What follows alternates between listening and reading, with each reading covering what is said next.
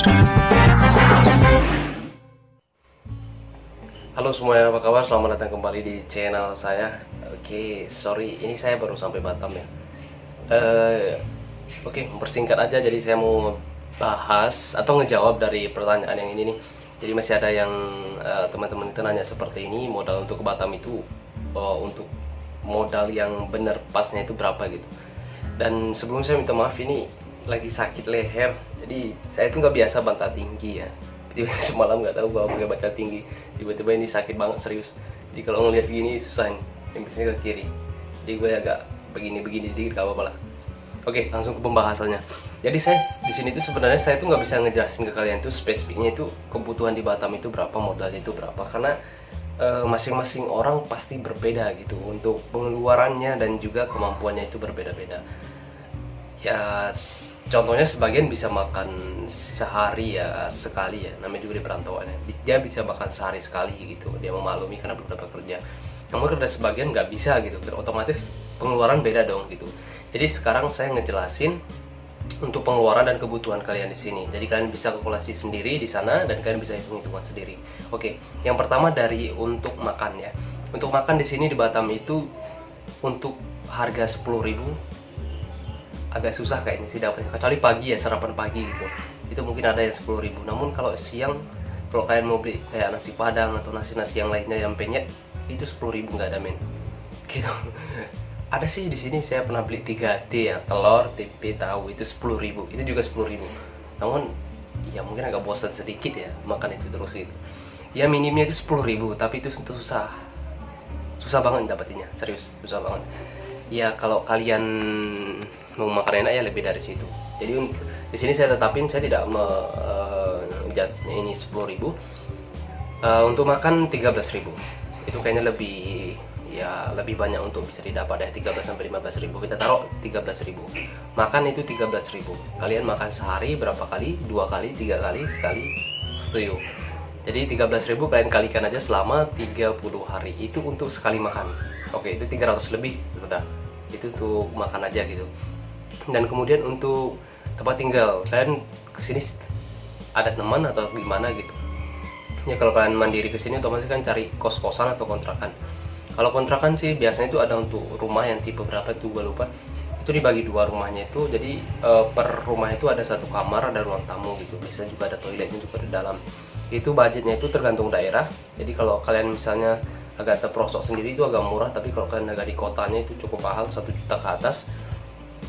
Untuk di kebiasaan ini di daerah-daerah industri kayaknya contohnya di Piayu itu sekitar 700 ya, 700, ada yang 600 tapi belum air listrik gitu, ada yang udah 800 sudah air listrik gitu. Antara 600 sampai 800.000 itu untuk uang sewa, kayak rumah ada ruang tamu sama tempat kamar mandinya dalam ya, sama ruang tidurnya gitu. Namun kalau kalian cari kos-kosan, itu kos-kosan di sini budgetnya sekitar 500 gitu. Ada yang 400, ada yang 500, tapi jarang banget di bawah 400. Rata-rata itu di atas 400. Taruh untuk kos-kosan 500 itu selama sebulan begitu. Itu udah air listrik lah gitu. Oke, jadi udah makan sekitar 13.000 per sekali makannya. Jadi kalian kaliin aja, kalian mau makan berapa kali sehari terserah. Jadi kaliin aja selama 30 hari. Dan kemudian 500.000 untuk budget diperlukan untuk tempat tinggal atau kos-kosan. Kalau kalian yang ingin tinggal di kos-kosan, 500.000 itu untuk per bulannya begitu. Dan kemudian untuk kebutuhan lainnya kalian harus mempersiapkan, otomatis kan cari kerjaan, kalian harus mempersiapkan seperti sering fotokopi buat lamaran kerja, ngirim lamaran kerja. Itu ngirim lamaran kerja itu mahal loh, serius. Biasanya untuk lewat pos sendiri itu sekitar 15.000 sekali kirim. Padahal alamatnya dekat gitu, tapi kita nggak bisa ngirim langsung ke perusahaannya. Apalagi posisi sekarang ini biasanya orang ngirim lewat pos atau lewat email. Tapi kalau ada yang lewat email, kalian bagusnya lewat email aja. Tapi kalau ada loker yang kita baca misalnya di postingan Instagram atau segala macam media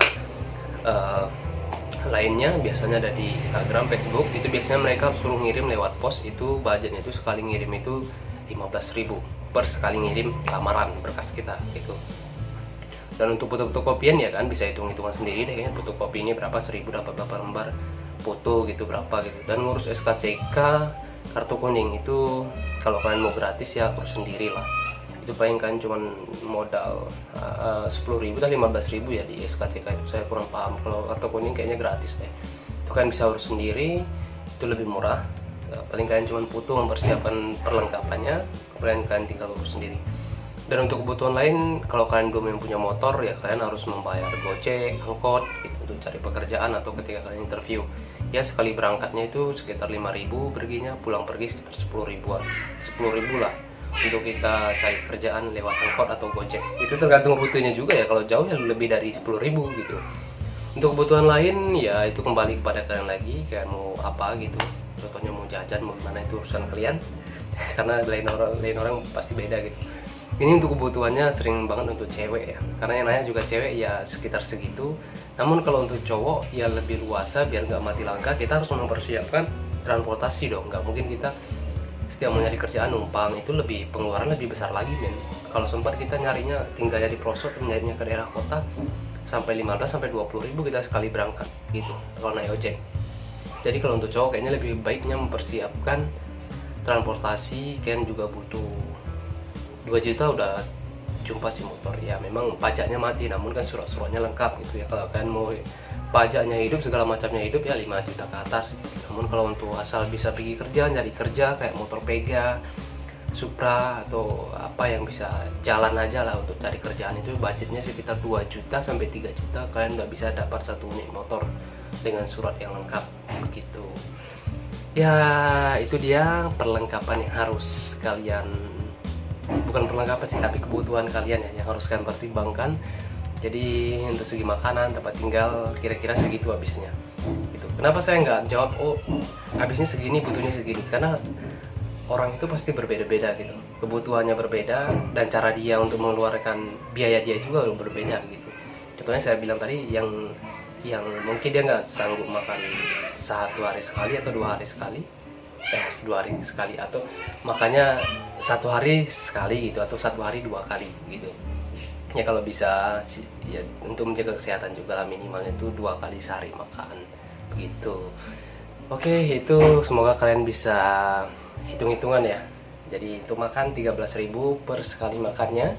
Tempat tinggal minimalnya itu sekitar 500.000 per bulannya tempat tinggal kalian. Untuk SKCK dokumen ya persiapkan sekitar 200 sampai 300.000 lah untuk beli lamaran, beli map, beli ini, beli fotokopi, pas foto segala macam gitu. Kemudian kalau kalian pengen punya motor ataupun kalian ingin gampang untuk transportasi, kalian bebas kemana-mana, kalian persediakan juga untuk motor, beli motor gitu.